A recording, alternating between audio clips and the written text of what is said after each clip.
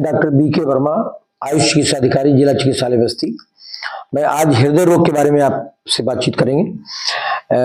हृदय रोग के बारे में सबसे पहले तो ये देखना है कि मरीज अगर आता है और वो कह रहा है कि हमको सीने में दर्द हो रहा है, पसीना हो रहा है, या लेफ्ट साइड मतलब बाएं साइड में हाथ और पैर, एक मतलब ये बाएं साइड चेस्ट से लेकर नीचे तक दर्द, झंझनाहट और बेचैनी हो रही है, घबराहट उसको ज्यादा हो रही है, तो ये समझना चाहिए कि हार्ट अटैक का लक्षण हो सकता है।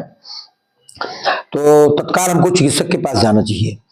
ब्लड प्रेशर नपवाएं और इसमें ब्लड चेकिंग, इसके कुछ जांच हैं, CBC, LFT, KFT, lipid profile, sugar, और ये 4-5 जांच महत्वपूर्ण है।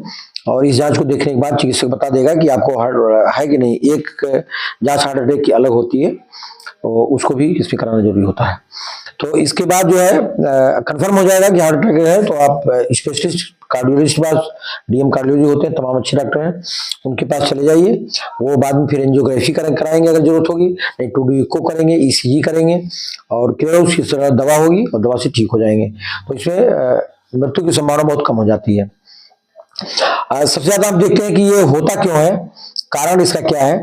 कारण क्या है कि आज, पुराने जमाने में था, लोग खान पान में शुद्ध भोजन करते थे, स्वच्छ भोजन करते थे, और आज की क्या है, लाइफ स्टाइल में लोग चेंज कर गए हैं। आज की लाइफ स्टाइल क्या है कि मॉडर्न युग में fast food, junk food, pack food, ये सब खाने से सब बीमारियां ज्यादा होती हैं।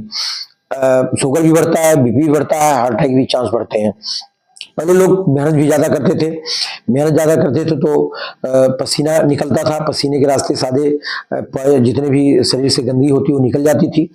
और अब क्या है कि सारे लोग पंखे के नीचे या एसी कमरे में बैठे रहते हैं, एसी गाड़ी में चलते हैं ज्यादातर, तो पसीना नहीं निकलता, इससे उनके अंदर जो टॉक्सिन होता है वो निकल नहीं पाता है, तो इसे और शरीर में जम जाता है। खान पान में क्या है, फास्ट फूड, घी, तेल, मसाला और बाहर की जितनी भी चीजें सब नुकसानदेह हैं।